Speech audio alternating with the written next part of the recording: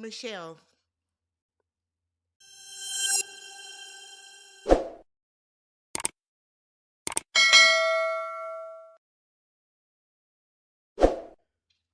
What's up, everybody? Welcome and welcome back to the channel. I'm Tammy. This is Tammy Talks. We are here to talk Married at First Sight. This is season 18, episode 5, A Beach of a Honeymoon. You hear my voice, okay? As I told you guys on my community post, I've been sick since Monday. I just woke up I woke up sick AF. I don't know what happened. All right, but we are going to get through this recap because I don't want it to get a little too far out. All right. So, first things first, a huge shout out, a huge thank you to the 175 of y'all that subscribed from the last video. Y'all did y'all big one. So, what that means, y'all, is I am 123 subscribers away from 30,000 subs. So, if you can hear my voice, if you can hear my voice, if you can see my face, if you are on my channel and you are not subscribed, do me a favor, hit that subscribe button, y'all. Stop typing in Tammy Talks Mavs, Tammy Talks Married at First Sight. Hit the subscribe button. Leave your comments down below. It's a lot to talk about tonight. And then if you don't do anything else, thumbs up the video. Let's try to get to 1,000 likes as we have been doing each and every video so far. I appreciate y'all. I rock with y'all. We got things to talk about because I had to roll off my couch so I can come get Michelle together. Because what we not going to do, Michelle, what we not going to do, sis, is we not going to play. We're not going to play with production. We're not going to play with David. You for damn sure not going to play in my face. You're not going to play in the viewer's face, and I don't want to see you play in the expert's face. You don't want to be here, so go and get the fuck on. Go and get the hell on, because now you're just making me mad. At first, it was like, okay, woo, whatever, but we've reached a point now where you got me to the highest level of festivity, and I shouldn't be that way because I am sick. Okay? You done raised my cortisol level, sis. Cause you acting stupid. That's okay, we'll get there. Before we get to bobblehead ass Michelle, let's start with Carla and Juan, all right? So they're having breakfast and she's asking about finances when they start to live together. He said, look, I know you like to travel, and that might just have to be something you do on your own because I'm an entrepreneur, and what that means is I got to pay the people. I'm the money man. So he's like, I got to pay my workers. I got to pay the investors. I have to pay the engineers. Like, I got to make sure everybody's getting their money, and I can't do that. I mean, I can't, just play around with the money like that. So he explains how a startup is a money pit, which we've heard before from a lot of people. Startups are money pits until they start turning a profit. So she said that she's responsible with her money, but she does like to splurge, especially on food. Now, I hope we are not going back into a Mirla Gill situation. I don't think we are, but the way that she was like, I like to splurge, seemed to rub him the wrong way. But he said that, look, your money is your money. I'm not going to tell you what to do with it. Good. He said, I'm not going to tell you what to do with your money. However, I want to make sure that you are pulling your weight, basically. He then tells her that I won't be going out on a $400 date. I just won't be doing it. And I feel like if you don't want to do that one, don't do it. Carla, he's setting the precedent now. He's setting the precedent now. Don't ask this man about that money again. He's telling you. She then said, well, look, I got married because I want to be able to do things together. Like, I want to do things with you, my husband. I don't want to go out to dinner alone and travel alone. I can stay single for that. So he's like, look, I think she wants to be taken care of. At the end of the day, Carla wants to, but she tells him, I want to feel like you want to take care of me. I'm not asking you to pay my bills. Should have put that cough drop in. I'm not asking you to pay my bills. I'm not asking you to do any of this other stuff, but I want to feel like you want to do it. Carla, stop talking in circles. Let that man know what you want. You want to be a kept woman. You want to be a kept woman. That's what Carla signed up for. That's what she wants. We then get to Camille and Thomas. I'm sick of him closing his eyes. Thomas closed his eyes way more than anybody I have ever seen. They be like, Thomas, do you like this? I do. I was like, why are you closing your eyes so hard? Why? So they go paddleboarding. And she decides that she's going to sit in the front. She wants to take charge with it. She likes adventure. She likes doing this type of stuff. She asks him, so do you like to lead or is that not really your thing? And he said that he likes to lead in certain situations. But he is not a guy that necessarily believes in traditional roles. So basically, if you want to pay the bills and do all this, he's cool with it. So she said that she leads a lot at work, so she doesn't want to have to lead recreationally. So basically, look, I'm the boss at work. I don't want to have to be the boss when I come home. And because of that, she's cool with a guy like taking the lead more recreationally and not necessarily feeling like she has to carry their relationship. So she prefers the guy to be the leader. I'm with you, sis, but you got to find a guy that not only knows how to lead, but that wants to lead and that is going to lead you on the path to success, right? So then we get to Emin and Echi. Shout out to those of y'all that sent me the link to Echi's book. It is not $9.99. That book is $20. I said, my God, today. $20? Okay. So, Emin and Echi. So, they're having breakfast, and we find out that she did not start dating until later in high school. So, she was into sports, and she just wasn't focused on dating. I didn't like that he was like, why? But then he turned around and had the same answer. That he wasn't dating until later in high school, too. So, why are you questioning her? He gets on my nerves. So, he didn't date in high school really at all because he bounced between his mom's house and his dad's house, which were in Atlanta and Houston. He said that he switched schools every semester. Let me tell you how that don't make sense. Because a school, why would your parents put you through that? Now, it's one thing if like, don't you spend the school year with one parent and then holidays in the summer with another? I thought that was weird, but hey, we find out that his dad kicked him out at 16, and he said that it was just a case of two very alike people being in the same house and just bumping heads and not getting along. It's more to that story. It's more to that story because the average parent, and I'm saying average, I know that there's a curve, right? The average parent is not going to send their 16-year-old into Atlanta by themselves to fend for themselves. What did you do, Echi? What is the series of events that led to this, Echi? I'm not saying that it is Echi's fault. I'm not saying that it is the dad's fault. I'm saying that something happened, cause and effect, action and reaction. Something happened that led to you being kicked out the house. So he said that he took the train to some friends' houses who actually were like in college at the time, and they showed him that education was the way to get out. So when he moved back with his mother in Houston, he started to get more into his education. Kudos to him.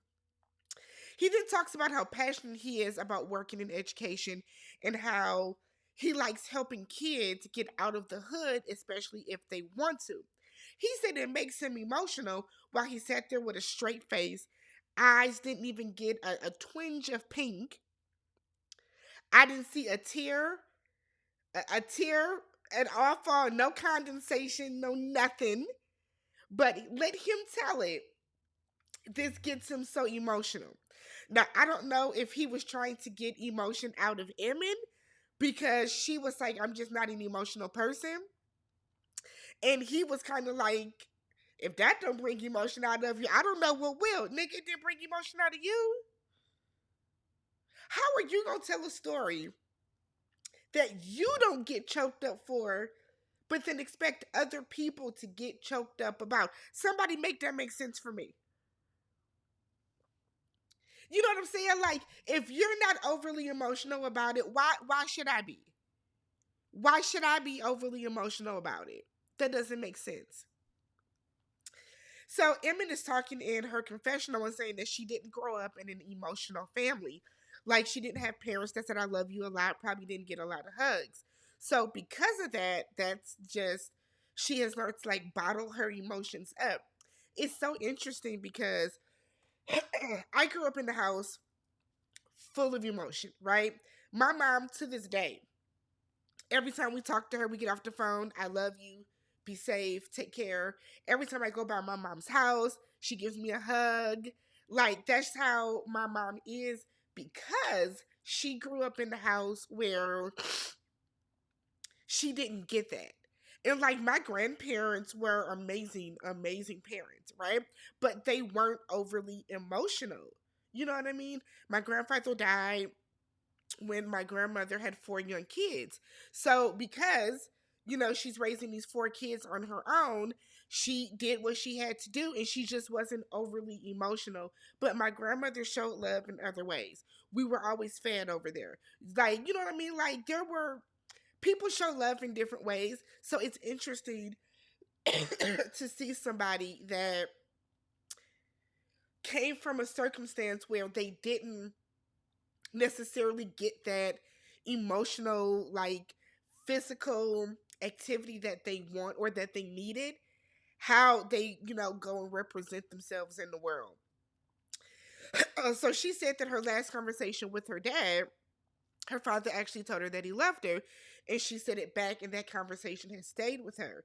So Echi tells her that letting her guard down to feel and understand others will help her not only do her job better, but to help her in their marriage. Now, she's a nurse practitioner, right? I think her being able to bottle up her emotions is probably best, because think about when you've been in the hospital with a loved one or a friend or whatever the case, you don't want the nurse coming and falling apart trying to tell you the news. You know what I mean? So we'll see. So then we get to David and Madison. And y'all know what we get ready to go with them. So we get to David and Madison. Lord have mercy.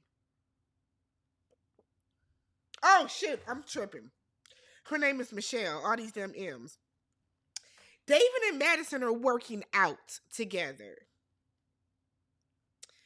So as they're walking into the gym, we hear him say kind of lowly, when I saw you at the airport, I said, that's going to be my workout buddy. Why are you looking at the other women? Control. Why are you looking at the other women? Why? Because that's my first and only concern at this moment. Why are you looking at other women, Control? And if you're wondering why I call him Control, it's because you see this? Y'all know I collect vinyls, but you see this? You see Janet's hair? That's how David has been walking around. So when you hear me say Control, I'm talking about David. So Control shouldn't have been looking at the other women, but he was. For what? Keep your eyes on your bobblehead. Focus on your bobblehead. You wanted blonde hair, blue eyes? You got her ass. Focus on her. So they're talking while they're on the treadmill, and she tells him that, she was giving off the vibe to Alan of not to touch her. And so she has to, she realizes how bad that the two of them are with communicating now because of the vibe. So she's telling him all of Alan's business about how he was in a toxic relationship and all this type of stuff.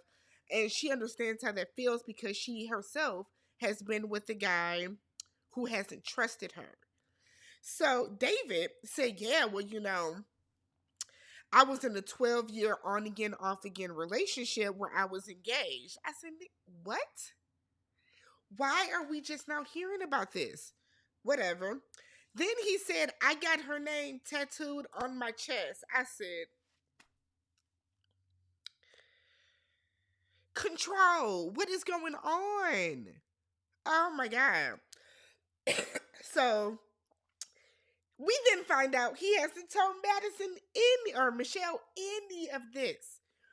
So not only control, not only are you out here doing, I think, way too much canoodling with Madison, but you're now telling her stuff about your past that you haven't told your bobblehead. Okay. So Madison then says that, look, you need to push a little more when it comes to Michelle. Don't avoid things that you know are important to you because you want to coddle her feelings. Fuck all that. Y'all are married. Either she's going to deal with it or she's not. I agree. I 1,000% agree. So then we get to Michelle. She's talking about how she called her sister to complain about, the weather. Girl, it's a free vacation.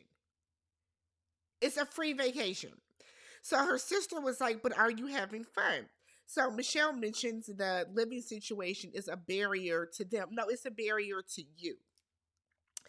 As I've said before in my last recap, if this is a true basement apartment, lower level apartment, garden apartment, as y'all call them in Chicago, you should have led with that. Stop saying I live in my parents' basement.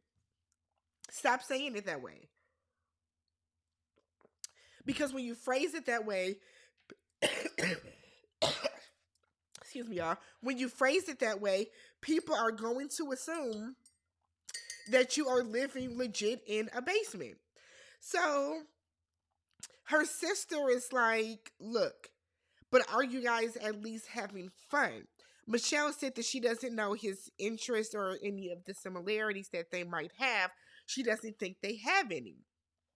She then tells her sister that she's falling back into her old ways of being moody and having her walls up. What old ways? Those are your ways.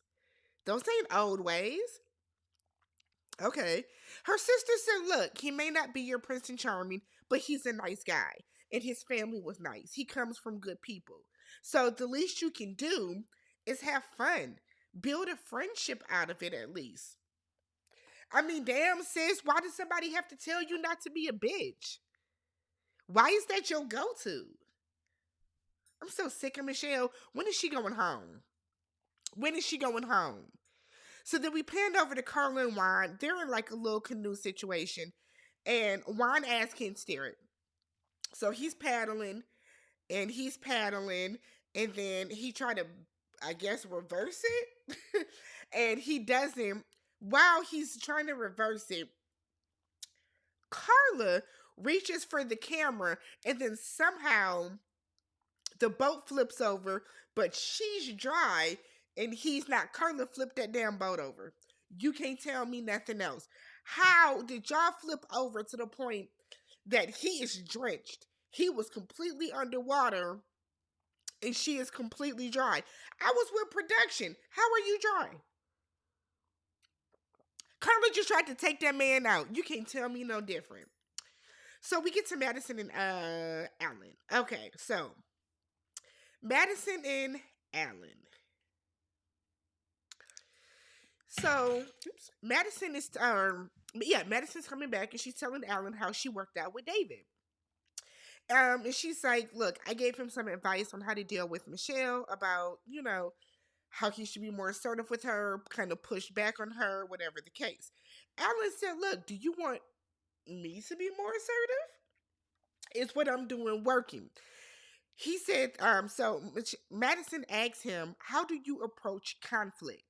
And Alan gives what we all should do as humans, the approach of, well, if I know that something is bothering somebody or something I'm doing is causing the conflict, I try not to do it again.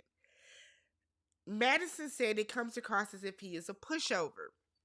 Madison, you're only thinking that because his people told you that. If they would have never told you that he comes across as a bit of a pushover, you would never know anything different. You would never be thinking that. You honestly and truly wouldn't. I hate the fact that she even brought that up. Because if she would have never brought it up, it would have never even, like, if, I mean, I hate the fact that his people even brought it up. Because if they would have never brought it up, it would have never been an issue. Which is why I don't like that they go and talk to their family and friends, because we end up with situations like this. Because nothing that Alan has done so far is indicative of a pushover. It's only because it's in Madison's mental, it's in her mental, that she thinks of him as a pushover. So she then said that his personality is that of like a caregiver. And she said that he'll only be a good partner if he does things for himself. He agrees. He said, well, look, I'm never going to, put someone else above my own happiness. He said, but I do hold others in high regard. So, but he said, let it be known. If I'm not happy, I will leave. I said, okay, put your foot down. Okay. This is when Michelle did her big one. Okay. Let me wet the whistle, swish around the cough drop, because okay. Okay. I want to preface this. I see both sides of this living situation. On one hand, Control said that he is ready to move out at any given point, right? My Libra scales are out. Control is ready to move out any given moment. He said he's there just because I work a lot, I'm barely home. This is cool, easy breezy, beautiful cover girl, okay? That's what Control is giving. On the other hand, I can see Bobblehead's issue, okay? Bobblehead, on this hand, is kind of on some damn, I wanted to come into this and meet a husband who I felt was acting and living as an adult male should. These are by her standards. You got to meet in the middle, Michelle. Either you're okay with the fact that this man has a, lower level basement apartment, or you're not. If you cannot get past this, that's on you, and you need to remove yourself from the situation. That is the nicest I'm gonna be to her in this scene. So he tells her he wants to know more about her. Okay, he asks about, why haven't you been in a relationship for the past 6 years? She was vague and said it just fizzled out. It fizzled out like a year and a half ago. It just fizzled out. Like nothing happened. It fizzled out. And then they're looking at each other. I said, okay, so nobody gonna talk. Cool. He then said that he wanted to share something with her. And that is that he has his ex-girlfriend's name tattooed on his chest. I said, if you're gonna tell it all. That's your ex-fiance's name tattooed on your chest. She then said, why did you do that? I hate when people ask stuff like that. I have 5 tattoos. Don't ask me why I got any of my tattoos, because I wanted to. That's why. He said he did it to profess his love. She was out in LA. They were on the phone. It was his way of showing how serious he was about her, yada, yada, yada, whatever the case. He then said that he wants to get it removed or get it covered up.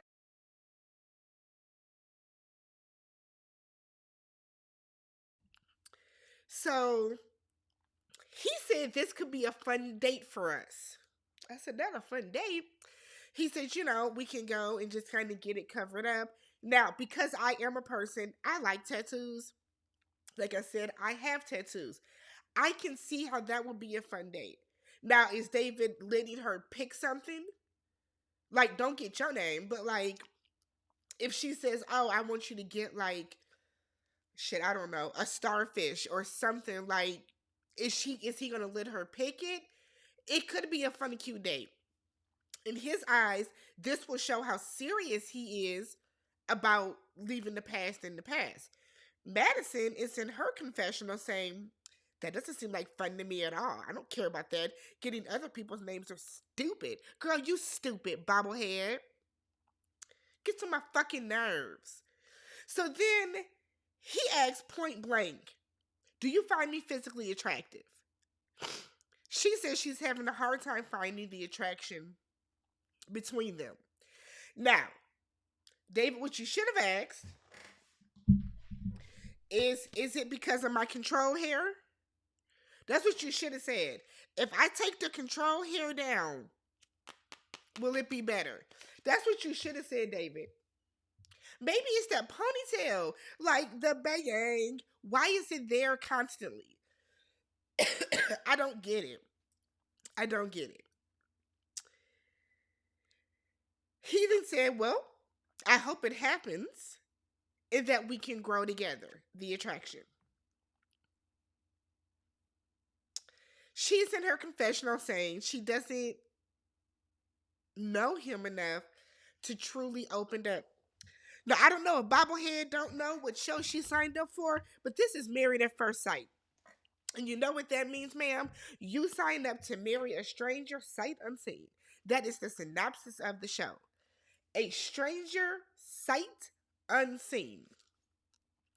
I don't know what part of the English language you didn't understand when you read the contract, but I'm sure somewhere it said, "Marry a stranger sight unseen." He goes and gets in the shower. He comes back out and asks if she wants to go grab some lunch.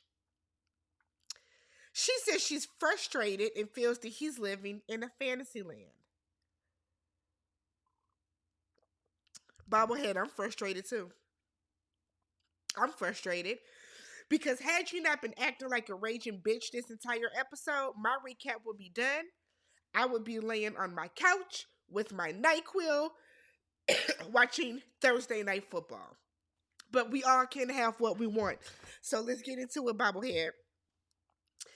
She feels he's in a fantasy land because he's asking vague questions.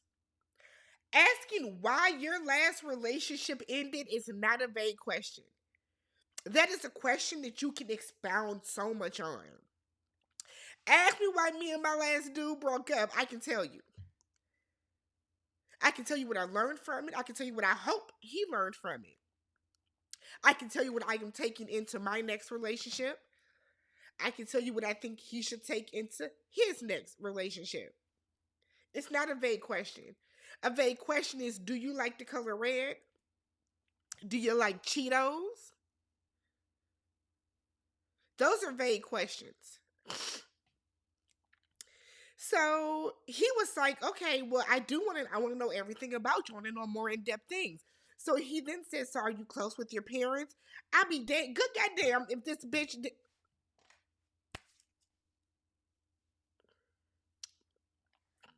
I didn't mean to call her that. I would be good goddamn if she didn't ask, "Why do you want to know about that?" You're asking why your husband wants to know about your relationship with your parents. What is going on? Is she drinking the Mexico water? Are you drinking the tap water, sis? What is going on? Why do you think he wants to know about your relationship? I can't. I can't. I can't. So then she said that they are being fake right now. Because he said, "Well, I want to know because I'm a big family person. I want to know if you a family person." I don't like, maybe it's me. I don't know. Maybe it's my cold medicine. Woo! Maybe it's the Dayquil. I don't understand it. She said he's being fake. He said this is the realest I've ever been. Real deal, Holyfield in this piece. I can't laugh.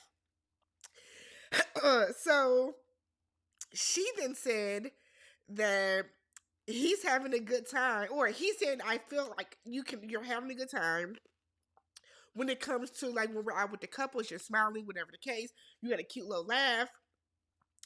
And so I can tell that you're having a good time. You're a good person. You're a nice person.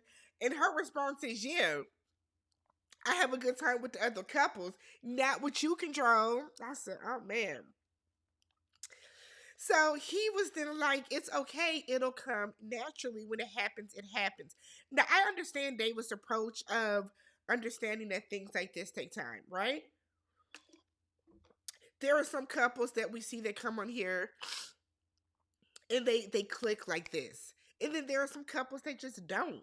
And y'all are a don't. So she feels that he's being too fake and then was like, okay, and then she just walks away. So she comes back and he asks her if she wants to go get some food or like just go walk around the resort. She wants to take a pause, she needs a break. He said, okay. So he sits there, then he's like, I'm gonna go outside. She was like, knock yourself out. While he's sitting outside, now we don't know the time, okay, could be editing. But while he's outside after like a couple seconds, he's like, do you want to go get lunch? And she was like, no, I need a break. So then he's like, okay, well, I'm going to go to the pool. Can you text me when your break is over? Would you like to come to the pool? Now, I was with Bobblehead. She just said give her some space. So he ends up leaving. She's mad. She is mad, y'all, that he is not as frustrated as she is. I'm sorry, I'm not going to say it, but that is crazy to me. Imagine being mad that somebody's not mad because you're mad about a self-induced problem. I guess, y'all. I'm sick and tired of her. I can tell you this. She might be one of the. Is she one of the worst wives? She up there. She's up there. So we have Camille and Thomas. They are out to dinner. We find out how he found out he was adopted. This is crazy. So he was 30 years old, and his mother was put up a Facebook post to celebrate um, National Twin Day. It said that she's happy that her and her husband were able to adopt twin boys. I said, I know you fucking lying. Ma'am, what? So Thomas was like, WTF, called his father, and his father was like, yeah, we wanted to tell you guys when you were 18 or 19, but I didn't want you to stop loving me. I said, oh my God, why would they stop loving you? That's so sad that he even thought that. So, what ended up happening is that his father ended up getting diagnosed with cancer soon after that and then passed away 3 to 4 months later. So because of that, he has trust issues. We find out that Camille's parents first separated when she was younger, and then they officially divorced when she was like 16 or 17. Um, she doesn't like to talk about her parents' divorce. She doesn't talk about her parents' divorce, and so she's happy that he was able to pull that out of her. Okay. So we then get to David and Control. So he's back. And he's out with the guys. The guys are tequila tasting. The girls are at having like a little yoga, Pilates, spa day, whatever. So Control tells the guys that he has a communication issue with Michelle. He wants to know what he should do to advance his marriage. Echi said to come into this with no expectations.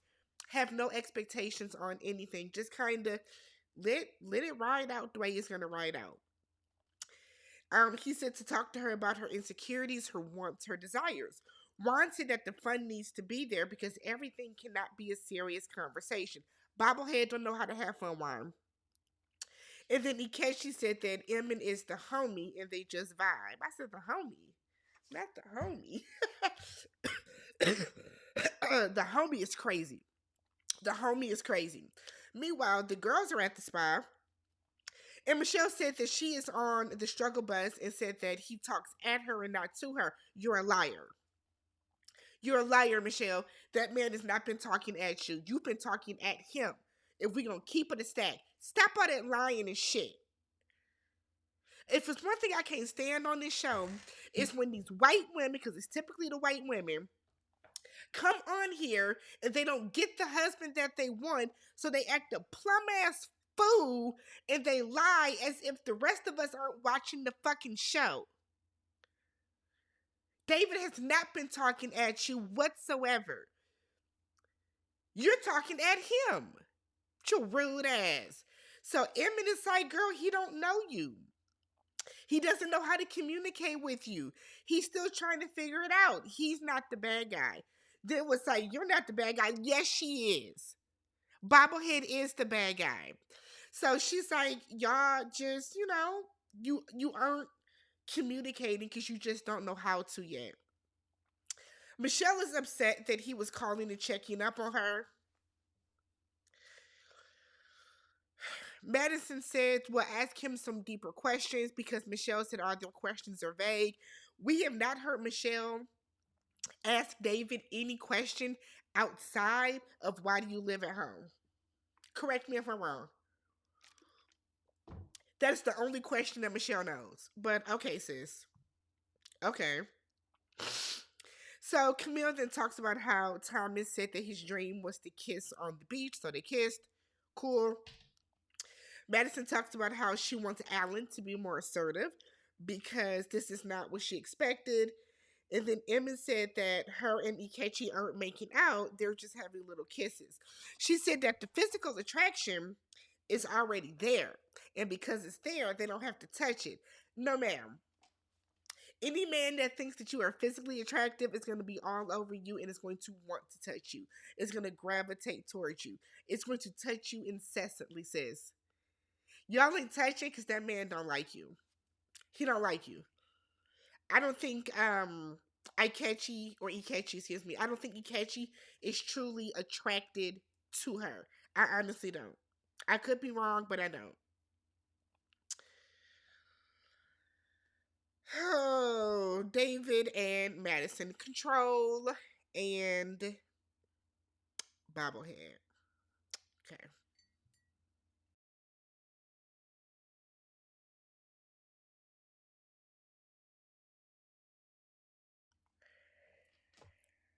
Okay. They meet up after the guys got together and the ladies got together. And he tells her that he talked to the guys to get some advice. Okay. Told him about our situation, just to be clear. Wanted to get some advice on how I could be more helpful in our marriage. He asked her what expectations she had going into the marriage. She said she wanted somebody successful, her level of success, and that could teach her some things. She does not think they have the same end goal in life. My thing is with this, it would be different if y'all had a conversation about this.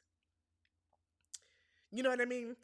It would be different if y'all had honestly talked about your goals, your 5, 10, 15, 20-year plans, and then you found that y'all don't align that way. You haven't asked that man anything outside of why do you live in your parents' basement? That's all you've been focused on. So you don't know what your end goal is. You don't know what his end. You haven't even asked him about finances. He then asks what she wants from him. She said, when I say I want space, I want space. You keep reaching out. Said that she feels smothered. She wants him to back off. And then she kept going on and on about it. And he was like, okay, got it. Okay, got it. And she kept going on and on. And I was with him. Damn, bobblehead, I got it. I understood it the first time. If you want space, I'll give you space. So she was like, you keep interrupting me. I haven't been able to get a word in. And I'm like, what the fuck? What? This is as bad. This was as bad as when, remember Alyssa, I'm a good person with Chris, and Chris was pointing at a building, and she was like, look, he's waving his hands threateningly. Remember that? For her to say she can't get a word in when she was the only one talking is crazy. Absolutely crazy. So he said he doesn't know what to do or say. He gets up and walks away. I said, I don't blame you. I do not blame you. So then she's sitting there looking at the direction he walked like this. I said, girl, what are you looking at? Why are you watching him walk away?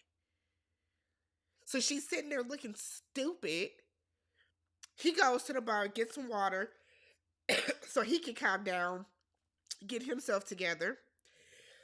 He comes back and apologizes for walking away.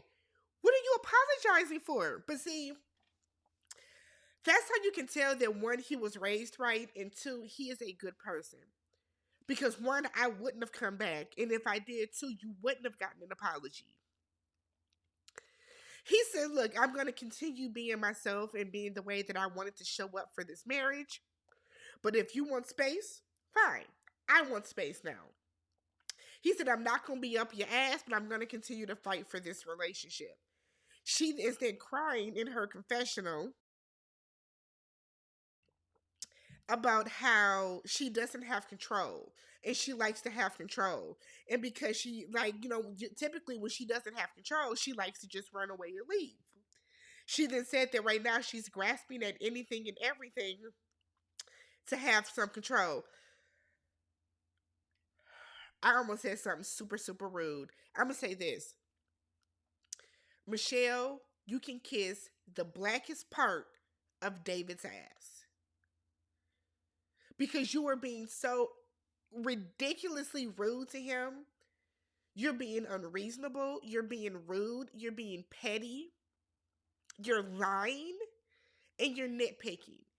Unnecessarily. You have not even asked this man his fucking middle name.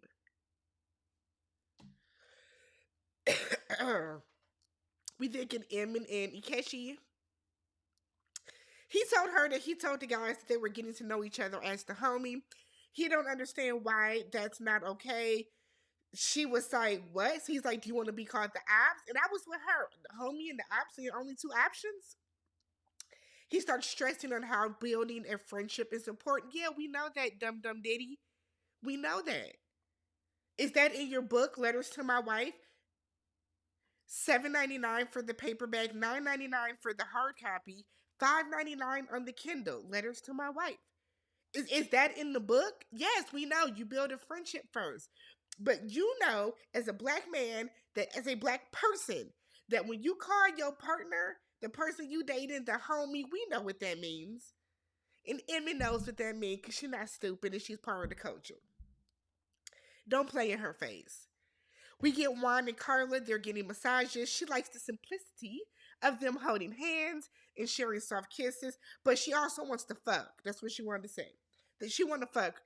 Juan is in his confessional saying that before they have sex, he wants them to be in love. He said that he's rushed the sex thing before, and whenever he does it too early in a relationship, it kind of messes things up. So that's what he's waiting for.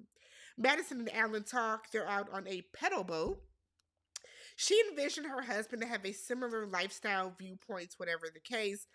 And she asks Alan, what qualities do you like about yourself? He said he likes the person that he is. He likes his style. She don't like his style. He got on some like blue trunks with, I think she said like watermelons or something on there. Aren't swim trunks supposed to be fun? I feel like whenever you go to the store and you see swim trunks and swimsuits, it's a lot of fun prints. Like, isn't that what they're supposed to be? Y'all are on vacation. So he likes his style and he starts explaining something about them green glasses. I was with her, the story took too long. The story took too long. I don't know what it was about. Some old man gave him some green glasses. Cool. She tells him his stories are too long. He agrees that he rambles. She says she's gonna start telling him to shut up. Alright, cool.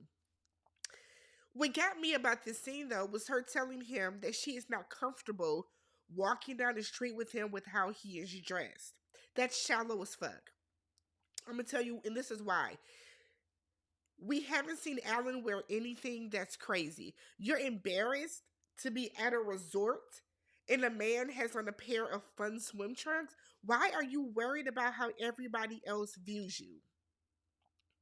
Unless you were out with a red nose on, I don't care how anybody that I'm with is dressed. That's your style. That's on you.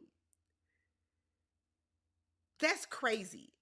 That's crazy that you, wow. And to tell somebody that as if you are dripped up and draped down yourself, Madison. Now, Madison, I have been really right here with you. Do not go below this line where Bobblehead is. David is lounging by the pool, control is lounging down by the pool. After he had a steak dinner by himself, said that he wants some space and Michelle needs some space, so he may just fall asleep outside. Carla and Juan are out by the pool talking. He asks if there is a right way to put the toilet paper on the roll, and of course it is. Toilet paper goes over. This is why. If your toilet paper rolls under, it is touching the wall. Like Carla said, it is now just hanging down. It is not aesthetically pleasing. The correct answer is over. Okay? He starts asking her, will she be mad if he leaves dishes in the sink? What are these elementary ass questions, Juan? But I don't understand this. He asks, what does she like about him that he's exhibiting? That she wants him she wants him to carry on into the marriage. She likes that he is super aware, which he does seem to be very aware of, like her feelings, everybody else's feelings. He wants her to remain super easygoing. She was like, we'll see what happens. See, Carla kind of, I don't know, something, I keep telling y'all something about her ain't quite whatever. But she says stuff like that, and it makes it seem as if she is just waiting to take the mask off. She's waiting to be able to take her representative off. Because why would you say, we'll see? Are you a super easygoing person or not? Simple stuff. They're on the bus because the entire group is going to go out on a boat. And Carla, I don't know if she drunk or what, but she talking about penises and being raw. And it's like, girl, please, y'all are in mixed company. You don't know these people and you doing too much. Is it the liquor? She was slurring a little bit. There was a little bit of slurring. Just a smidge of slurring. So I don't know. So then we have Michelle. Michelle and David are talking on the boat. She asks him, or he asks her, what did you do last night? She said, I talked to my friends. And then I ordered room service and I went to sleep. She says she's frustrated. He was like, I know a little bit about your frustration. What else is going on? She said, look, I don't want to talk about it. Let's keep it light and fun. She already said in the confessional before they even got there that she is okay with them not talking about anything at all. So he walks away. Cool. Emmett appreciates that she can communicate with Echi and he doesn't feel attacked. He said that he can read her facial expressions and if she wants or needs anything, he is there. Alan tells Madison a story about going to Venezuela, jumping into the water. I guess it was some sharks or whales, or it was something in the water. I'm telling y'all Alan's stories. And they talk about fear, and it leads to them talking about facing fears. And Alan said that he does not feel rejected by her because she doesn't want him to. And he was like, I don't. He said, we connect on some level. We just don't know what it is yet. And they'll get there through communication.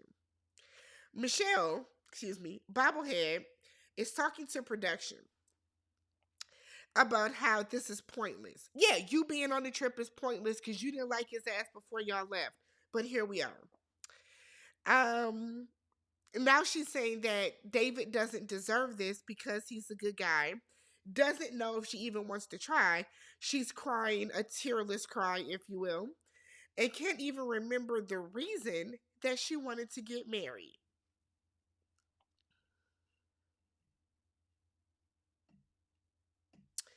Thomas then asks Camille if she still feels like he is a stranger. Yes, y'all just met a couple days ago. Pipe down. He said he's overthinking everything and he has kind of reverted back to his childhood shy self where he's like trying to ask her if he can hold her hand, whatever the case. Camille didn't think that was appealing at all. She looked kind of disgusted by it, to be honest. And he's like, I think I'm moving too slow. I'm going to move more at a pace that shows you how I really feel. So I guess he's going to get into his grown man bag, I guess. I don't know. If you endured my coughing, I appreciate you. If you've made it this far and you have not yet subscribed, subscribe to the channel, thumbs up the video, leave your comments down below. No spoilers if you know who do swap. And I will catch you guys in the next one. Peace.